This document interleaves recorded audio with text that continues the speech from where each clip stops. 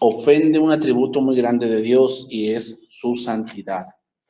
La santidad de Dios, ahorita lo vamos a ver, que un perdón sin juicio, hermanos, no es perdón.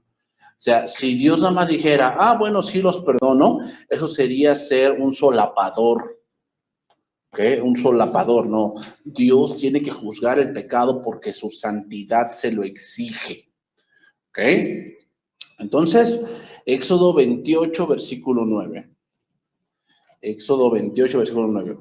Y tomarás 2 piedras de ónice y grabarás en ellas los nombres de los hijos de Israel, 6 de sus nombres en una piedra y los otros 6 en otra piedra, conforme al orden de nacimiento de ellos, de obra de grabador en piedra, como grabaduras de sello. Harás grabar las 2 piedras con los nombres de los hijos de Israel. ¿Ok? ¿Por qué dice que grabado los nombres? ¿Cuál es el propósito de Dios al grabar los nombres? Bueno, el propósito de grabar los nombres en cada piedra hace referencia, hermanos, a un compromiso. ¿Ok? Hace referencia a un compromiso. Y les voy a leer un pasaje donde esto sí es. En Cantares, capítulo número 8, versículo número 5, dice lo siguiente. Cantares, capítulo 8, verso número 5. ¿Quién es esta que sube del desierto? Recostada sobre su amado, debajo de un manzano te desperté. Allí tuvo tu madre dolores, allí tuvo dolores la que te dio a luz. Ponme como un sello sobre tu corazón, como una marca sobre tu brazo, porque fuerte es como la muerte el amor, duros como el Seol los celos, sus brasas de fuego, fuerte llama. Recordemos que el libro de Cantares, o en este caso el pasaje de Cantares, es sobre Salomón y la Sulamita. Y en este caso, aquí está hablando de que como que Salomón va a ir de viaje, va a ir a un lugar lejano. Y en ese punto, por eso dice la Sulamita, ponme como un sello sobre tu corazón. O sea, el viaje cristiano, hermanos, es un viaje de resistencia.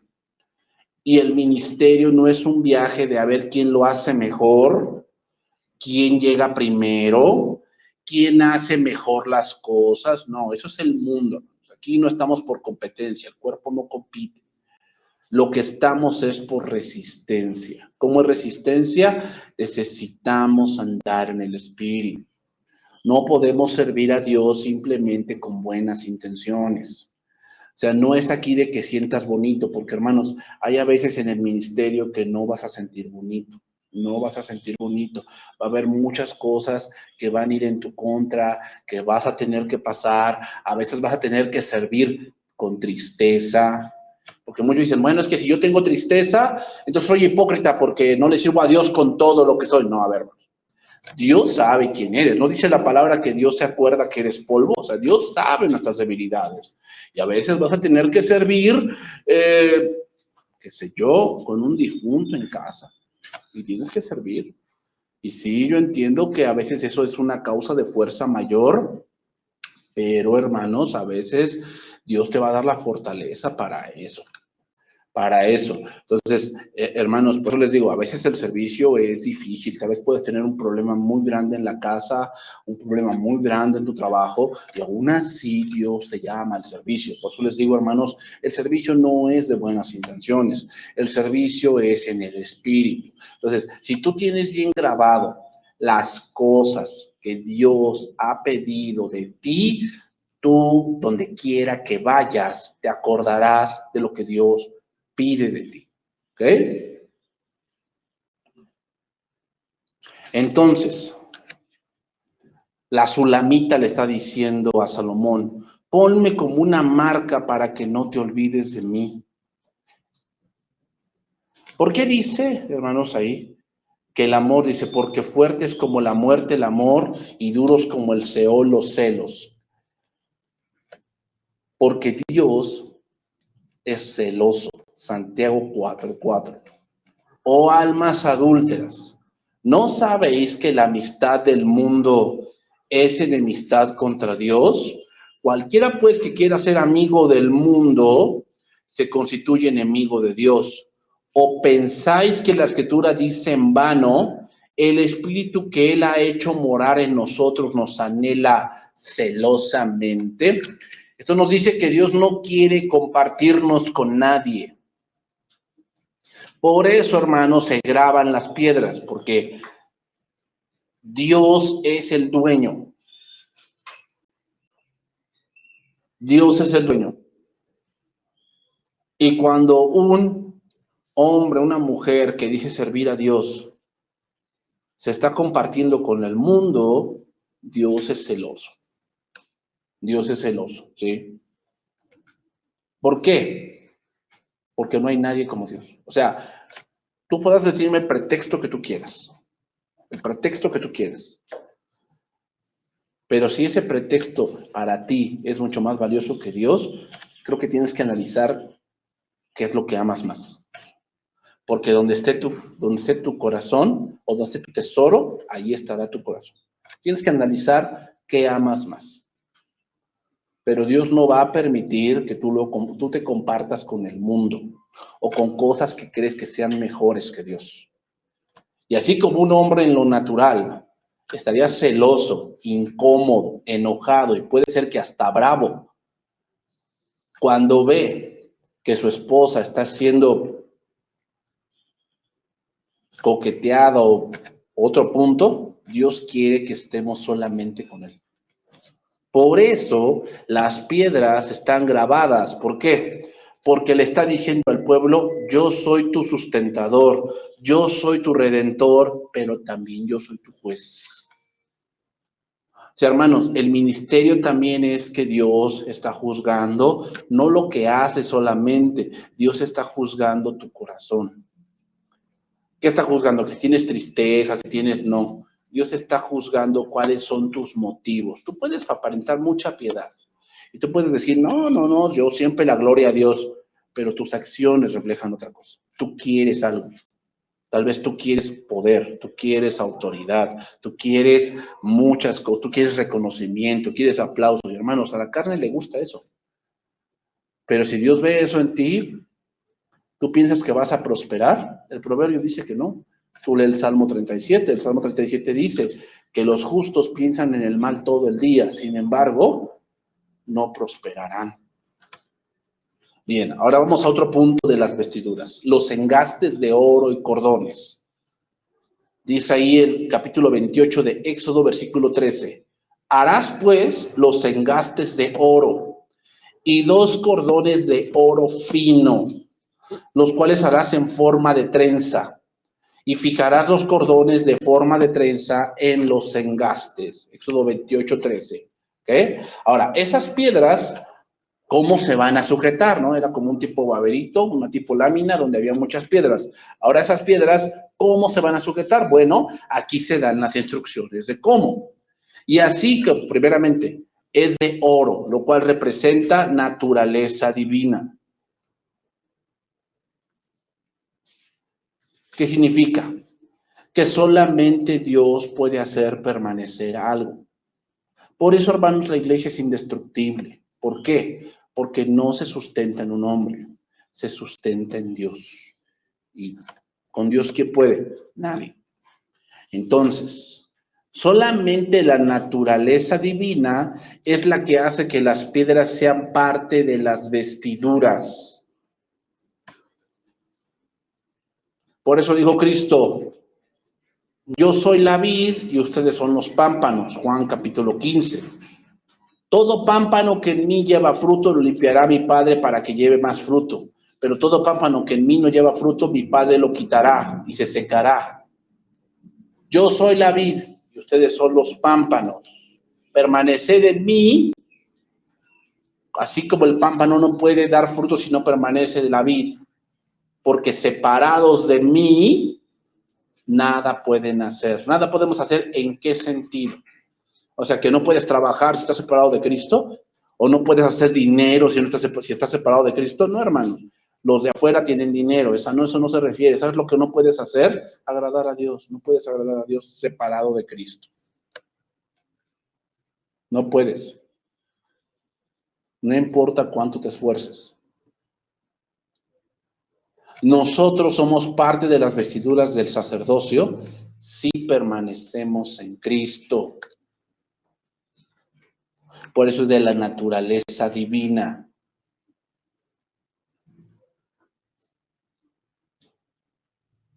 Otra cosa, el servicio que agrada a Dios debe hacerse o debe realizarse por un hombre nacido de nuevo.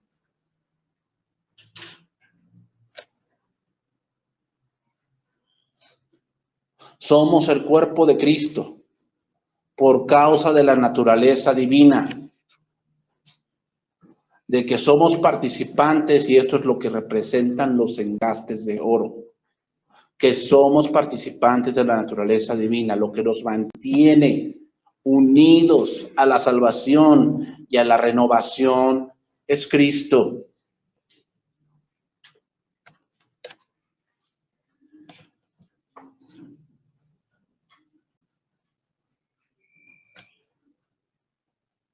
Y podemos citar este pasaje, también muy conocido, Eclesiastés 4:8. Eclesiastés 4:8. Está un hombre solo y sin sucesor, que no tiene hijo ni hermano, pero nunca cesa de trabajar, y sus ojos se sacian de sus riquezas, ni se pregunta, ¿para quién trabajo yo y defraudo mi alma del bien? También esto es vanidad y duro trabajo. O sea, duro trabajo entender el por qué un hombre vive de esa manera. Recuerden que el libro de Eclesiastés es una reflexión de un hombre entrado en años que ve cómo la gente siempre hace lo mismo. Siempre hace lo mismo. O sea, siempre andan buscando lo mismo, tienen los mismos vicios, los mismos pensamientos, buscan el mismo camino para la felicidad. Eso es lo que está diciendo aquí Salomón. Y luego dice ahí, pone ese ejemplo y luego dice, mejores son dos que uno, porque tienen mejor paga de su trabajo. Porque si cayeren, el uno levantará a su compañero, pero hay del solo, que cuando cayere no habrá segundo que lo levante. También si dos durmieren juntos, se calentarán mutuamente. Mas ¿cómo se calentará uno solo? Y si alguno prevaleciere contra uno, dos le resistirán. Y cordón de 3 dobleces o una trenza, como lo hacían en el cordón del sacerdocio, no se rompe pronto. El lenguaje actual, ese versículo se dice así, una sola persona puede ser vencida, pero dos ya pueden defenderse, y si tres unen sus fuerzas, ya no es fácil derrotarlas. Cuando Dios le dijo a Israel que iba a entrar a Canaán, Dios le dice claramente que esa tierra no es como la tierra de Egipto. La tierra de Egipto es de riego, es decir, el reino de Egipto utilizaba el Nilo cuando se desbordaba. Cuando se desbordaba el Nilo, entonces ellos aprovechaban ese desbordo y entonces empezaban a sembrar. La tierra de Canaán no era de esa manera. La tierra de Canaán dependía de la lluvia. Dependía de la lluvia. Por eso cuando dejaba llover había hambruna. Caso Elías. ¿Okay? Entonces, ¿qué quiere decir eso? Que la tierra de Canaán dependía exclusivamente de Dios, de Dios. Entonces, el pueblo tenía que entender que la parte en la que ellos van a sobrevivir es cumpliendo los mandamientos de Dios, porque el cordón de 3 dobleces no se rompe fácilmente. Entonces, ¿qué debe de entender el cristiano o el servidor? Debe de entender que aparte de sus fuerzas, debe leer la Biblia para aprender. Muchos de ustedes tal vez leen la Biblia, pero para enseñar, y está bien, pero también debes leer la Biblia para aprender. Tienes que aprender. Si tú no aprendes, lo que va a pasar es que no tienes iluminación. No tienes iluminación. Sabes versículos, pero no sabes cómo se aplican. No sabes cuál es el principio de ese verso. No lo sabes. ¿Por qué? No tienes iluminación. Te falta entendimiento. Los 3 dobleces del cordón son los que forman la trenza, es decir, estar entrelazados. Así como nosotros en nuestro espíritu estamos entrelazados con el Señor, nosotros estamos a Él y Él en nosotros. Estos cordones son para sostener el pectoral desde los engastes. Cuando veamos el pectoral, tiene unos anillos ahí. Y los cordones son los que sostienen el pectoral, atando los anillos del pectoral a los engastes de las piedras de ónice en los hombros. Es decir, estas piedras de ónice son como unos botones grandes aquí, donde cuelgan los cordones y sostienen el pectoral.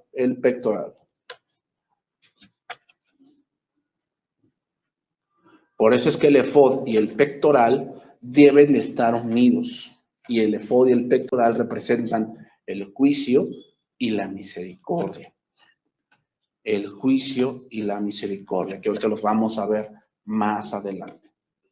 Otro aspecto a considerar de este punto se pone en los hombros.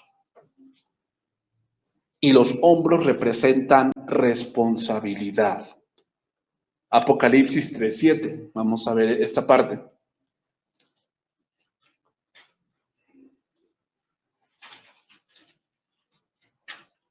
Entonces, hermanos, esta responsabilidad representa que se puede confiar en esas personas. Se puede confiar. Dios va a ir dándote primero trabajos pequeños. Trabajos pequeños. ¿Cuál fue el primer trabajo de David? Cuidar borregos. Ese fue el primer trabajo de David. Y tenía que ser responsable en cuidar borregos. Y esa responsabilidad se la dijo a Saúl, ¿no? Señor, yo era pastor y cuando un oso, un lobo venía, ¿cuál era mi responsabilidad? Defenderlo. ¿Te das cuenta? Esa era mi responsabilidad. Ahora mi responsabilidad va a ser defender al pueblo. ¿Te das cuenta cómo Dios lo va pasando de responsabilidad? O sea, muchos esperan que luego a mandar. No. Dios te va poniendo en diferentes responsabilidades pequeñas para ver si eres digno de más responsabilidad. Entonces, si tú no puedes, no se puede confiarte en ti ninguna carga, es imposible que se te pueda confiar el sacerdocio. Es imposible. No sirves para más. Porque ve, esto pequeño no puedes hacerlo. No puedes.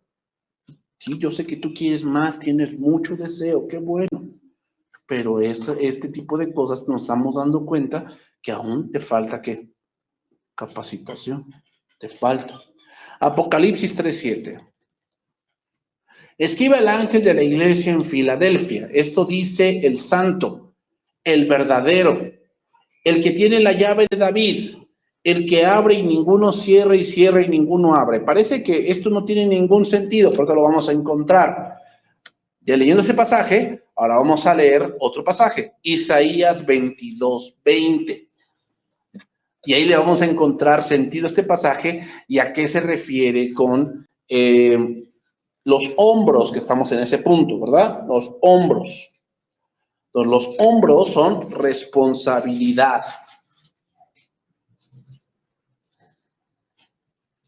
Entonces, el hecho de que el pectoral se agarre de los hombros con un botón de ónice nos habla de que el sacerdote caía sobre él una responsabilidad que él tenía que llevar a cabo. En aquel día, dice Isaías 22:20, llamaré a mi siervo Eliaquim, hijo de Hilcías, y lo vestiré de vestiduras y lo ceñiré de un talabarte, y entregaré en su mano tu potestad, y será padre al morador de Jerusalén y a la casa de Judá, y pondré la llave de la casa de David sobre su hombro. sea, tendrá una responsabilidad. ¿Cuál? Y abrirá y nadie cerrará. Y cerrará y nadie abrirá. Vamos a ver un poco el contexto para entender el pasaje. Voy a leer desde el versículo 15. Jehová de los ejércitos dice así: ve, entra a este tesorero, a Sebna, el mayordomo, y dile: ¿qué tienes tú aquí o qué tienes aquí que labraste aquí sepulcro para ti, como el que en lugar alto labra su sepultura, o el que esculpe para sí morada en una peña? He aquí que Jehová te transportará en duro cautiverio, y de cierto te cubrirá el rostro. Te echarán a rodar con ímpetu, como a bola por tierra extensa. Allá morirás y allá estarán los carros de tu gloria, oh vergüenza de la casa de tu Señor. Y te arrojaré de tu lugar y de tu puesto te empujaré. Y en aquel día llamaré a mi siervo Eliaquim, hijo de Hilcías. ¿Qué va a hacer? Va a haber un cambio de sacerdocio. Un cambio de sacerdocio. El tesorero Sebna era el que abría la puerta y resguardaba los tesoros del templo. Por eso le llamaba el tesorero. Eliaquim es el sacerdote que encontró el rollo del templo en tiempos de Josías. ¿Se acuerdan cuando estaban reedificando el templo y de pronto encontraron una copia del rollo de la ley? Y entonces empezaron a leerlo y el rey entró en pánico y entonces mandó a traer una profetisa, y entonces la profetisa le dijo que sí, que se iba a cumplir eso, pero por su temor no lo iba a hacer Dios en sus días. El sacerdote Eliaquim fue el que encontró ese rollo. Y veamos cómo lo dice: ya abrirá y nadie cerrará, y cerrará y nadie vendrá. Entonces, ¿qué quiere decir? Dice que pondrá la llave de la casa de David sobre su hombro. Significa que la responsabilidad de los tesoros está sobre los hombros de aquel tesorero encargado de los tesoros. ¿Qué significa? Que el sacerdote tiene la responsabilidad de escudriñar, porque recuerden que la palabra escudriñar significa cavar pozos o encontrar tesoros.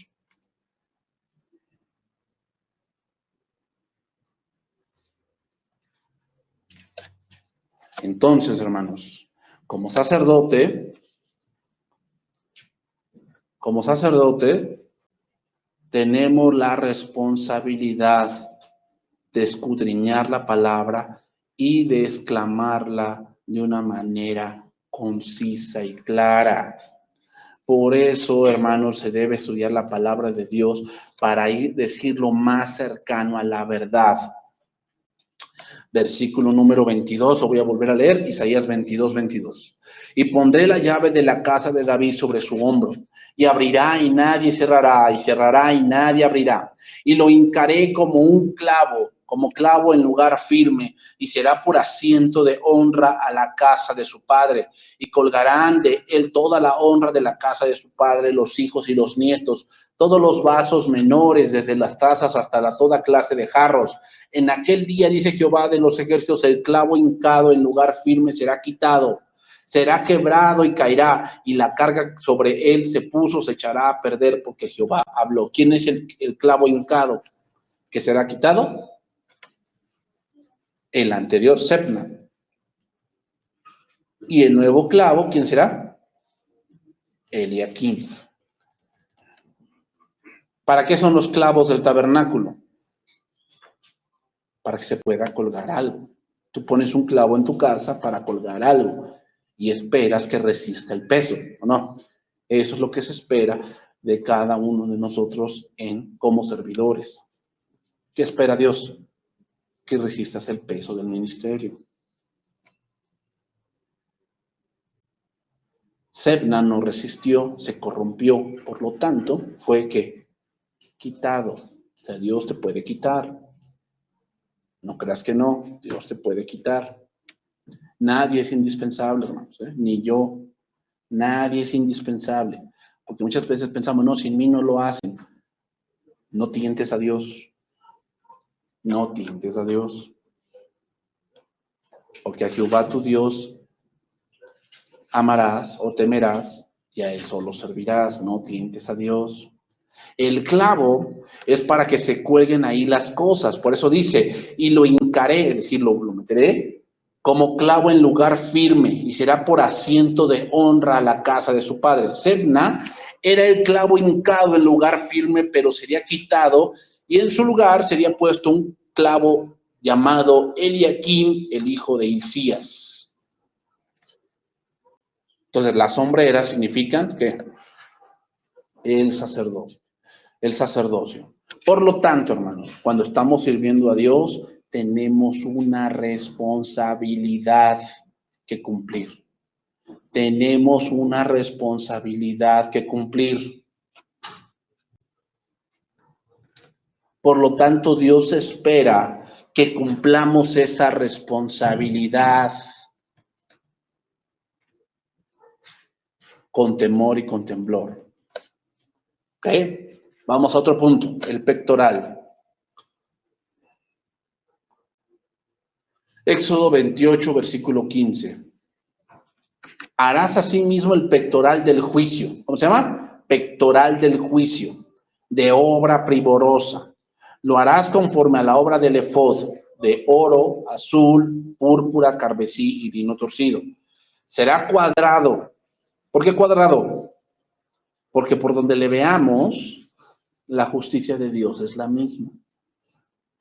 Por eso hay 4 evangelios. ¿Ok? 4 puntos cardinales. Entonces, será cuadrado y doble, de un palmo de largo y un palmo de ancho.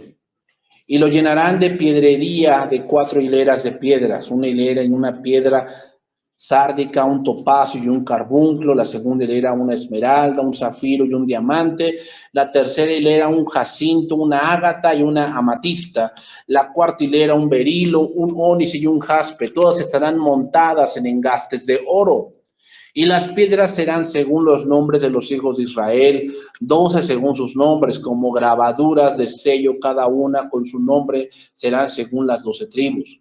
Harás también en el pectoral cordones de hechura de trenza de oro fino, y harás en el pectoral 2 anillos de oro, los cuales pondrás a los 2 extremos del pectoral, y fijarás los 2 cordones de oro en los anillos de los 2 extremos del pectoral. Entonces, los materiales del que está hecho el pectoral, con excepción de las piedras preciosas, son similares a los materiales con que se hace el efod, que son el oro, el azul, la púrpura, el carmesí, el lino torcido, y que todos representan a Cristo. Decíamos, el azul representa lo celestial, el carmesí representa la encarnación y la redención, la púrpura, que es una combinación de azul y el carmesí, representa la realeza, y el lino fino representa la justicia.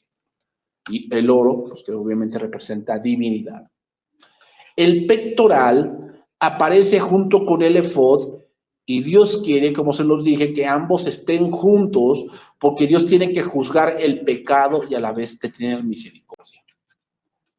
Dios tiene que juzgar el pecado, pero a la vez tener misericordia.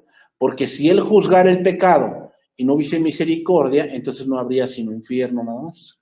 El paraíso, pues ni hablar de él, porque no existía. Y por otra parte, si solamente hubiese misericordia, pero no se tratara con el pecado, entonces, ¿qué sería? Pues un libertinaje completo. Se convertiría en libertinaje la gracia de Dios. Dice que están fijados, dice, y pondrás en los 2 extremos de los 2 cordones sobre los engastes, y los fijarás a las sombreras del efod en su parte delantera. Estoy Éxodo 28, 25. Y harás también 2 anillos de oro, los cuales pondrás a los 2 extremos del pectoral en su orilla que está al lado del efod hacia adentro. Son fijados los cordones de oro en los anillos, tanto del efod delante como en los 2 extremos superiores e inferiores del pectoral, es decir, encima, por la orilla superior y por debajo. Es decir, el juicio descansa sobre las sombreras o sobre los hombros del sacerdote. Y eso quiere decir que el sacerdote es el que lleva el juicio. Por lo tanto, por eso Cristo fue el único indicado para llevar el juicio de Dios, por ser el sumo sacerdote según el orden de Melquisedec. Él era el único indicado. Entonces, lo que nos permite entender el significado del pectoral es el juicio. Dios no perdona sin juicio, hermanos. Dios no perdona sin juicio. Una cosa es que Dios diga que sí les perdono sin necesidad de que mi hijo muera. Eso sería como cometer una injusticia. ¿Por qué? Porque hubo pecado y perdonar el pecado sin juicio es tolerar el pecado. Perdonar el pecado sin juicio es tolerar el pecado.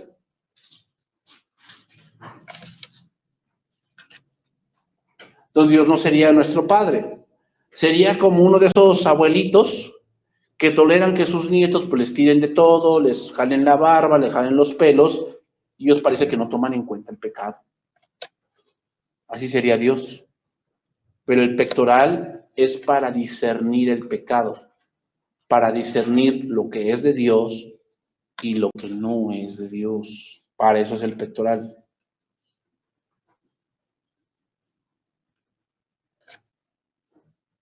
Por lo tanto, hermanos, Cristo es el Redentor, pero también Cristo, ¿qué? Es el juez. Es el juez. Y esto también lo podemos ver, hermanos, en un pasaje que ahorita me viene a la mente, en 1 Corintios.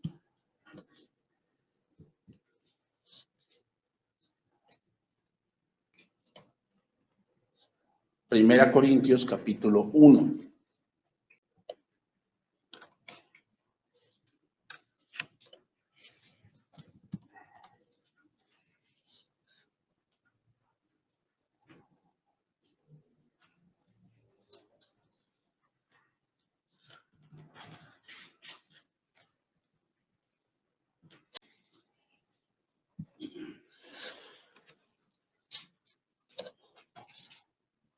Una de las cosas que tenemos que hacer como servidores, hermanos, una de las cosas es empezar a discernir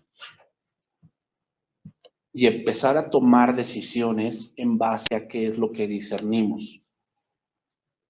En base a lo que discernimos y en base a lo que estamos viendo. ¿Qué quiero decir con esto? Quiero decir que, hermanos, la forma de discernir las cosas de Dios antes de los sentimientos debe estar por la razón. Debe estar por la razón. Es decir, debemos tener sabiduría de Dios. ¿Cómo es la sabiduría de Dios? No me refiero a sabiduría a saber mucho. Es importante saber. Lo importante de la sabiduría de Dios es conocer de Dios. Si tú no conoces cómo Dios hace las cosas, hermano, lo que va a pasar es que tú piensas que Dios es como tú. Entonces, ¿yo cómo resolvería esto? Y tú puedes ver a mucha gente cómo resuelve sus problemas. Y tal vez algunas te parecerán bien y otras te parecerán mal. La cuestión no es a mí si me parece bien o no. ¿Qué dice Dios? Pero para decir qué dice Dios, tú tienes que haber tenido revelación. Es el capítulo 2, voy a leer el versículo 6. 1 Corintios capítulo 2, verso número 6. Dice ahí, sin embargo, hablamos sabiduría entre los que han alcanzado madurez, y sabiduría no de este siglo. Recuerden que la palabra siglo no se refiere a tiempo, sino se refiere al todo la corriente que va viniendo.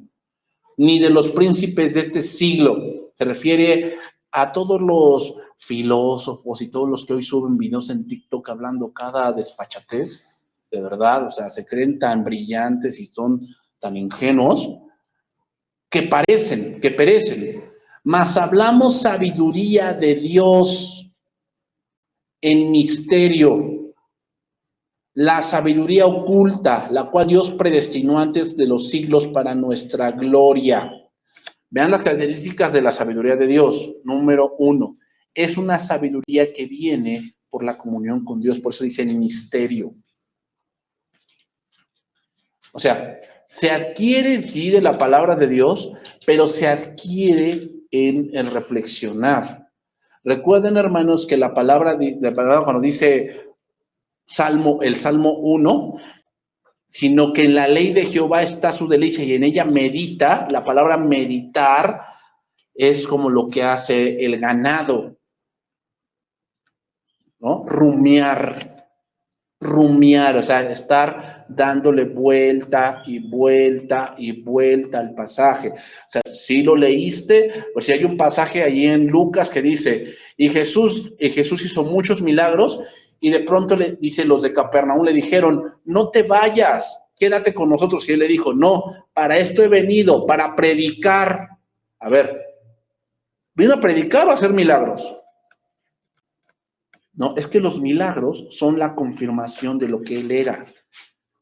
O sea, tú tienes que analizar qué es lo que dice Cristo y por qué lo dice y a quién se lo dice. Y si tú analizas eso, tú vas a entender que lo importante aquí, cuando tú vas a hablar de un milagro a la iglesia, a un niño, no es exaltar el milagro, sino exaltar quién hizo el milagro y por qué lo hizo. Tú tienes que entender eso. Eso es sabiduría de Dios. O sea, sabiduría de Dios no es que te sepas Juan 3:16, ni 2 Corintios 5:17, ni Apocalipsis 3:20. Está bien que te lo sepas. Pero, ¿a dónde te va a llevar eso? Dice ahí, mas hablamos sabiduría de Dios en misterio, la sabiduría oculta, la cual Dios predestinó antes de los siglos para nuestra gloria. ¿Qué quiere decir? La sabiduría de Dios tiene que llevarte a ver más la gloria de Dios. Tiene que llevarte a entender más sus atributos. Tiene que llevarte a entender más su obra divina. Tiene que ayudarte a entender más su obra en la cruz. Tiene que ayudarte a entender más su amor por nosotros.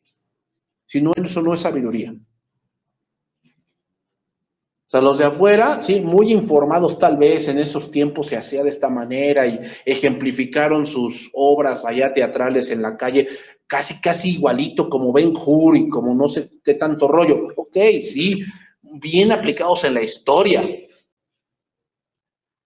pero conocen más, o sea, los llevó a esa profundidad de por qué sucedió eso hace más de 2000 años. Yo vi un debate con un judío y le dijeron, no, pues es que hay testigos de que la tumba estaba vacía. Entonces él dice, no, pues yo también conozco una organización en Arabia Saudita que también hablan de un hombre que murió hace 2 años y también dicen que es el Mesías. Y tal vez si dentro de un siglo dicen que su tumba está vacía, pues yo no sé si creerle. Se le dice, bueno, el hecho de que haya pasado muchos años, eso no quita la veracidad de la historia. El argumento que tú estás diciendo es algo muy simple y muy vago. Pensar que porque ha pasado mucho tiempo, por eso ya no es verdad. Se vean cómo los judíos se la quitan. No es que también hubo muchos que también se dijeron el Mesías. Sí, hubo muchos también antes de Jesús que se dijeron el Mesías, pero ninguno hizo milagros como Jesús. Ninguno resucitó, no, pero sí, pero Lázaro también resucitó. Sí, pero Lázaro se volvió a morir. La que ninguno, versículo 8, de los príncipes de este siglo conoció, porque si lo hubiesen conocido, nunca habrían crucificado al Señor de gloria. Antes bien, como está escrito, cosas que ojo no vio, ni oído yo, ni han subido en corazón de hombre, son las que Dios ha preparado para los que le aman. ¿De qué está hablando Pablo?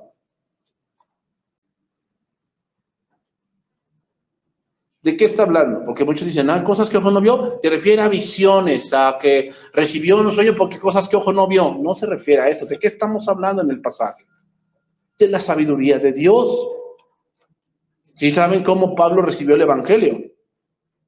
Gálatas capítulo 1 y 2 lo narra, que él se fue convertido, se fue a Arabia a estudiar. ¿Qué estudió? La ley. En la ley estaba el Evangelio. Dios le iluminó y encontró el Evangelio. Después regresó y lo mostró a los apóstoles y concordaba con lo que Jesús les había enseñado y se le extendieron la diestra, sabiendo que él era un apóstol enviado ¿a dónde? A los gentiles. Entonces, ¿qué son las cosas que ojo no vio ni oído yo? que entendamos misterios que estaban allí en el Antiguo Testamento, en la palabra de Dios, y a aquellos que buscan, que escudriñan, Dios se los va a revelar, que entiendas más de Cristo. Pero Dios no las reveló a nosotros. ¿Por dónde? Por el Espíritu. Porque el Espíritu todo lo escudriña, aún lo profundo de Dios. O sea, hermanos, hay cosas en las Escrituras que solamente por el Espíritu vamos a poder entender. Solamente. Los hombres allá afuera estudian la Biblia, pero llegan a cosas tan contradictorias. Apenas escuchar a una persona que dijo, no, es que Jesús dijo que como la serpiente, así era necesario que él fuese levantado. Entonces Jesús se convirtió era la serpiente antigua. O sea, estudian, pero no entienden. No entienden. Porque ¿quién de los hombres sabe las cosas del hombre? Sino el espíritu del hombre que está en él. Es decir, cuando te preguntan, ¿qué tienes? Y mucha gente, tú puedes dar tus razones, pero a veces la gente no entiende, pero tú mismo debes entender lo que pasa dentro de ti, lo que pasa por tu mente, lo que pasa por tu corazón. Así tampoco nadie conoce las cosas de Dios, sino el Espíritu de Dios. Estás haciendo una semblanza, o sea, como que yo puedo ver en tu semblante que estás triste, que estás enojado, pero no por eso entiendo de verdad cuál es tu enojo. Así es la parte de Dios. Y nosotros no hemos recibido el espíritu del mundo, sino el espíritu que proviene de Dios para que sepamos lo que Dios nos ha concedido. Aunque dice, lo que Dios nos ha concedido, lo cual hablamos no con palabras enseñadas por sabiduría humana, sino con las que enseña el Espíritu, acomodando lo espiritual a lo espiritual. En ese momento que tú estás exponiendo una clase a un niño, o estás en la congregación, o estás en donde tú estés, tal vez estás hablando con tu hijo, y tú puedes ver a tu hijo, y tú tienes que discernir cuál es la palabra que se requiere en ese momento de las Escrituras. Tal vez te vas a desviar del tema, un poco de tu tema que tenías preparado, por eso tienes que estar listo. ¿Por qué? No solamente te enfoques en lo que tienes allí, la Biblia es extensa. Y en ese momento, tal vez te estás dando cuenta que hay una necesidad de tocar un cierto punto, que el Espíritu se está moviendo a ver, porque disciernes que se está presentando esa necesidad. Pero si no estás conectado con Dios, tú no disciernes. Tú no disciernes. Pero el hombre natural no percibe las cosas que son del Espíritu de Dios, porque para él, ¿qué? ¿Por qué son locura para él? Porque piensa que Dios es como él. Por lo tanto, no puede entender cómo Dios haría tal cosa si él no lo haría.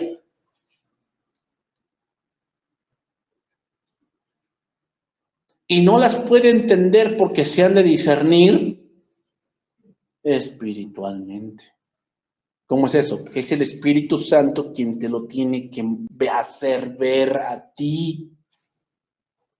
En cambio, el espiritual juzga todas las cosas. Y juzgar es la palabra diacrino, que significa discernir. Empiezas a discernir. Pero él no es juzgado de nadie. ¿Qué significa? Los del mundo te van a decir, ¿y por qué allá en su congregación no hacen lo que los demás hacen? O sea, si creen en Cristo, ¿por qué no hacen una remembranza? ¿No hacen una obra como nosotros? A ver,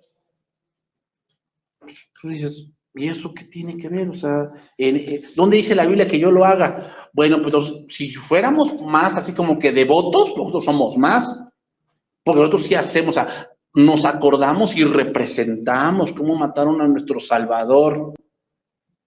Bueno, eso es lo que dices, que tu Salvador, pero confías en otras cosas. Yo necesito recordarlo. Yo necesito que yo lo que quiero no es verlo pasar. Yo quiero ser como Él. Yo quiero ser crucificado con Él. No ver lo que lo crucifican, no. Con Cristo estoy juntamente crucificado. Y ya no vivo yo, mas vive Cristo en mí. Y lo que ahora vivo en la carne, lo vivo en la fe del Hijo de Dios. No en torno a representación. Yo requiero ser como Él. Por eso Él no es juzgado de nadie. O sea, el hombre natural no entiende muchas de las cosas que nosotros razonamos espiritualmente. Porque ¿quién conoció la mente del Señor? ¿Quién le instruirá? Nosotros tenemos la mente de Cristo. ¿Qué será la mente de Cristo?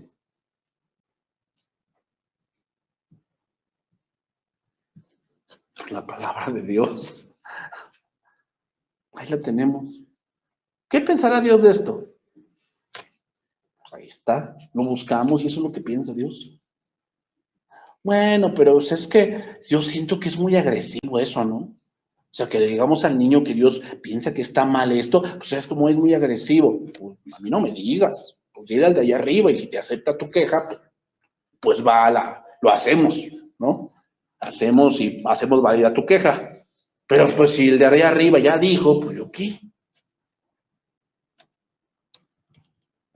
Entonces entramos a este último punto, que se me acabó el tiempo, el manto. El manto.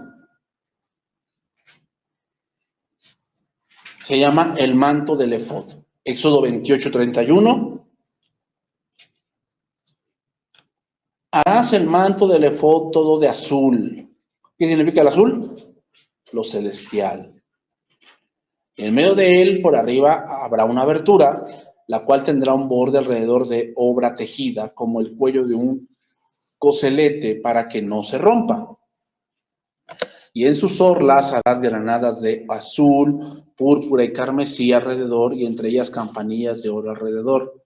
¿Para qué? O sea, cada vez que el sacerdote caminaba, sonaba. Y había varias razones. Una era para que, pues, si estaba adentro ministrando y se moría, y si no se escuchaba ya que se movía, pues lo sacaban arrastrando, que ya se había muerto. ¿Saben a quién le pasó eso? A Zacarías, el padre de Juan el Bautista. Dice que cuando estaba ministrando dentro y se le apareció Gabriel allá a la derecha y le dijo que iba a tener un hijo y que por cuanto no creyó iba a quedar mudo, dice que ya no se oía. No se oía y entonces pues empezaron a decir, oye, pues qué pasó con este hombre, ¿no? Y cuando vieron que salió sorprendido y sin poder hablar, dijeron, tuvo visión de Dios. No tuvo visión de Dios. Una campanilla de oro y granada, otra campanilla de oro y otra granada, y en todas las orlas del manto alrededor. Y estará sobre Aarón cuando ministre, y se oirá su sonido cuando él entre al santuario delante de Jehová, y cuando salga para que no muera, para que no muera.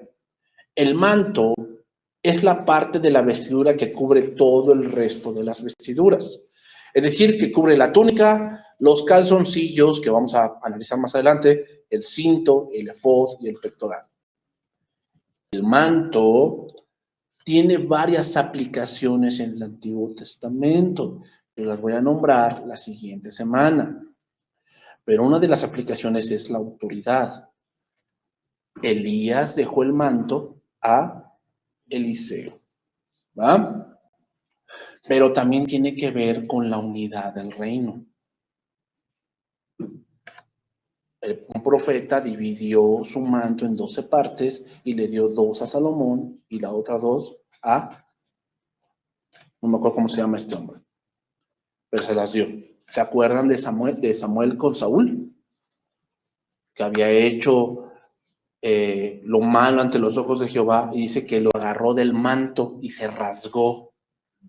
Y le digo, así como se rasgó el manto, hoy ha rasgado de ti que el reino. Entonces, voy a leer un pasaje más y con eso vamos a terminar. Colosenses 3:10 y con eso voy a terminar. Y ahí le vamos a dejar porque todavía tenemos que abarcar un poquito más sobre esta parte del manto. Colosenses 3:10 y con eso vamos a terminar. Dice, y revestido del nuevo, el cual conforme a la imagen del que lo creó, se va renovando hasta el conocimiento pleno, donde no hay griego ni judío, circuncisión ni incircuncisión, bárbaro ni escita, siervo ni libre, sino que Cristo es el todo y en todos. Vestíos pues como escogidos de Dios, santos y amados, de entrañable misericordia, de benignidad, de humildad, de mansedumbre, de paciencia, soportándonos unos a otros y perdonándonos unos a otros, si alguno tuviere queja contra otro, de la manera que Cristo os perdonó, así también hacedlo vosotros. Y sobre todas estas cosas, vestíos de amor, que es el vínculo perfecto. Entonces, el manto, en este caso, significa el amor, que es el vínculo perfecto, y la semana que viene voy a explicar a qué se refiere eso. ¿Ok? ¿A qué se refiere eso? Bien, aquí le voy a dejar en la parte del manto para que lo explique la siguiente semana. Vamos a orar y vamos a terminar.